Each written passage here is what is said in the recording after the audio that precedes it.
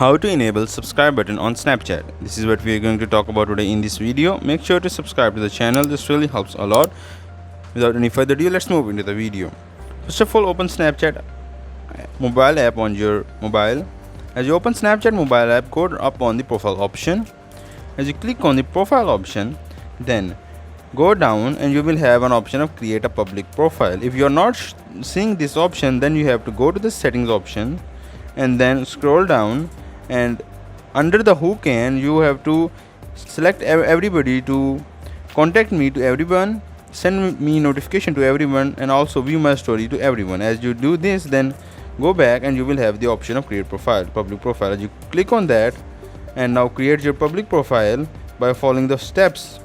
Now when your public profile is created, you will have an option of subscribe on your